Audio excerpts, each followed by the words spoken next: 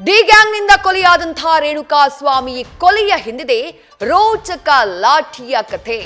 ರೇಣುಕಾ ಸ್ವಾಮಿಯ ಮೇಲೆ ಲಾಠಿಯಿಂದ ಹಲ್ಲೆ ಮಾಡಲಾಗಿತ್ತು ಪಟ್ಟಣಗಿರಿಯ ಶೆಡ್ನಲ್ಲಿ. ಡಿ ಗ್ಯಾಂಗ್ ರೇಣುಕಾ ಸ್ವಾಮಿಯ ಮೇಲೆ ಲಾಠಿಯಿಂದ ಹಲ್ಲೆ ಮಾಡಿತ್ತು.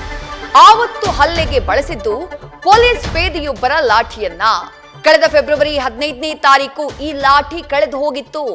ಫೆಬ್ರವರಿ 15ರಂದು ಕಳೆದು ಹೋದಂತಹ ಲಾಠಿ ಪಟ್ಟಣಗೆರೆಯ ಶೆಡ್ನಲ್ಲಿ ಜೂನ್ 11ನೇ ತಾರೀಕು ಮಹಜರು ಮಾಡುವಂತಹ ಸಂದರ್ಭದಲ್ಲಿ ಪತ್ತೆಯಾಗುತ್ತೆ.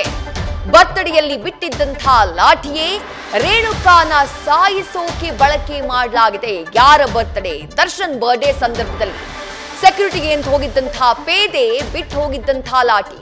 ಅದೇ ಲಾಠಿಯಲ್ಲಿ ರೇಣುಕಾ ಸ್ವಾಮಿಯ ಮೇಲೆ ಪಟ್ಟಣಗೆರೆಯ ಶೆಡ್ನಲ್ಲಿ ಹಲ್ಲೆಯನ್ನ ಮಾಡಲಾಗಿತ್ತು. ಪಟ್ಟಣಗೆರೆಯ ಶೆಡ್ಗೆ ಪೇದೆ ರವೀಂದ್ರನ ಲಾಠಿ ಹಾಗಾದ್ರೆ ಬಂದಿದ್ದು ಹೇಗೆ? ಪಟ್ಟಣಗೆರೆಯ ಶೆಡ್ನಲ್ಲಿ ರೇಣುಕಾ ಸ್ವಾಮಿಯ ಮೇಲೆ ಡಿ ಗ್ಯಾಂಗ್ನ ಸದಸ್ಯರು ಒಬ್ಬರಾದ ಮೇಲೊಬ್ಬರಂತೆ ಹಲ್ಲೆಯನ್ನ ಮಾಡಿದ್ರು. ಆ ಸಂದರ್ಭದಲ್ಲಿ ಲಾಠಿಯೊಂದರಿಂದ ಹಲ್ಲೆಯನ್ನ ಮಾಡಲಾಗಿತ್ತು. ಆ ಲಾಠಿಯ ಫೋಟೋ ನೀವು ಗಮನಿಸ್ತಾ ಇದ್ದೀರಿ. ಮಹಜರು ಸಂದರ್ಭದಲ್ಲಿ ತೆಗೆದಂತಹ ಫೋಟೋ. ಆ ಲಾಠಿಯ ಮುಂಭಾಗ ಮುರಿದೇ ಹೋಗ್ಬಿಟ್ಟಿದೆ.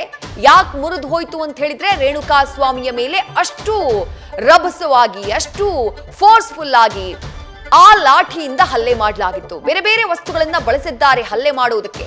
ಹಾಗೆ ಬಳಸಿದಂತಹ ವಸ್ತುಗಳಲ್ಲಿ ನೀವೀಗ ನೋಡ್ತಾ ಇರುವಂತಹ ಈ ಲಾಠಿ ಕೂಡ ಒಂದು. ಈ ಲಾಠಿ ಸೇರಿರೋದು ಯಾರಿಗೆ ಅಂತ ಕೇಳಿದ್ರೆ ಒಬ್ಬ ಪೊಲೀಸ್ ಕಾನ್ಸ್ಟೇಬಲ್ಗೆ. ಆ ಕಾನ್ಸ್ಟೇಬಲ್ ಫೋಟೋ ಕೂಡ ನೀವು ಗಮನಿಸ್ತಾ ಇದ್ದೀರಿ. ಕಾನ್ಸ್ಟೇಬಲ್ ರವೀಂದ್ರ ಅವರಿಗೆ ಸೇರಿದಂತಹ ಲಾಠಿ ಪಟ್ಟಣಗೆರೆಯ ಶೆಡ್ನಲ್ಲಿ ಪತ್ತೆಯಾಗುತ್ತೆ.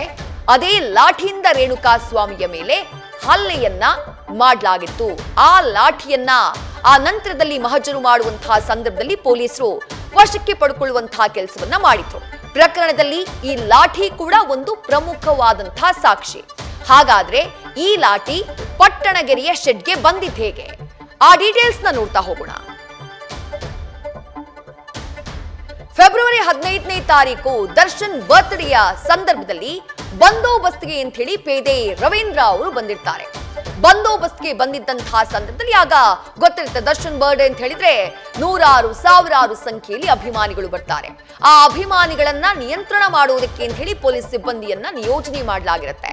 ದರ್ಶನ್ ಬರ್ಡೇ ಹಿಂದಿನ ದಿನ ರಾತ್ರಿ ಬಂದೋಬಸ್ತ್ ಸಂದರ್ಭದಲ್ಲಿ ಪೇದೆ ರವೀಂದ್ರ ಎಡವಟ್ ಮಾಡ್ಕೊಂಡ್ಬಿಡ್ತಾರೆ. ಮರವೊಂದರ ಬಳಿ ಲಾಠಿಯನ್ನ ಬಿಟ್ಟು ಮರ್ತು ಅವ್ರು ಸೀದಾ ಠಾಣೆಗೆ ಹೋಗ್ಬಿಡ್ತಾರೆ.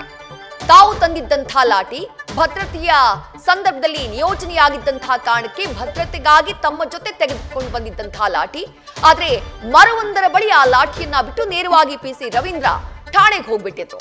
ಬೆಳಗ್ಗೆ ಬಂದು ವಾಪಸ್ ಬಂದು ಅದೇ ಜಾಗದಲ್ಲಿ ನೋಡುವ ಸಂದರ್ಭದಲ್ಲಿ ಆ ಲಾಠಿ ಸಿಕ್ಕಿರೋದಿಲ್ಲ. ಆ ಲಾಠಿಯನ್ನ ಯಾರೋ ತೆಗೆದುಕೊಂಡು ಹೋಗಿರ್ತಾರೆ. ಆದ್ರೆ ತೆಗೆದುಕೊಂಡು ಹೋಗಿದ್ ಯಾರು ಅನ್ನೋದು ಈಗ ಗೊತ್ತಾಗ್ತಾ ಇದೆ. ಲಾಠಿಯನ್ನ ಆವತ್ತು ತೆಗೆದುಕೊಂಡು ಹೋಗಿದ್ದು ದರ್ಶನ್ ಮನೆಯ ಕೆಲಸದವರು ಅನ್ನೋದು ಈಗ ತನಿಖೆಯ ಸಂದರ್ಭದಲ್ಲಿ ಬೆಳಕಿಗೆ ಬರ್ತಾ ಇದೆ. ಇದೇ ಲಾಠಿಯನ್ನ ಆವತ್ತು ಶೆಡ್ಗೆ ತೆಗೆದುಕೊಂಡು ಬಂದಿದ್ದು ಡಿ ಗ್ಯಾಂಗ್. ರೇಣುಕಾ ಸ್ವಾಮಿಯನ್ನ ಕರ್ಕೊಂಡು ಬಂದಂತಹ ಸಂದರ್ಭದಲ್ಲಿ ಆತನ ಮೇಲೆ ಹಲ್ಲೆಯನ್ನ ಮಾಡೋದಕ್ಕೆ ಆವತ್ತು ದರ್ಶನ್ ಬರ್ಡೇ ದಿನ ಸಿಕ್ಕಂತಹ ಪೊಲೀಸ್ ಲಾಠಿಯನ್ನ ಪಟ್ಟಣಗೆರೆಯ ಶೆಡ್ಗೆ ತೆಗೆದುಕೊಂಡು ಬರಲಾಗಿರುತ್ತೆ. ರೇಣುಕಾ ಸ್ವಾಮಿಯ ಮೇಲೆ ಈ ಸರ್ಕಾರಿ ಲಾಠಿಯಿಂದಾನೇ ಡಿ ಗ್ಯಾಂಗ್ ಜೂನ್ 8ನೇ ತಾರೀಕು ಮಾರಣಾಂತಿಕವಾಗಿ ಹಲ್ಲೆ ಮಾಡ್ತು.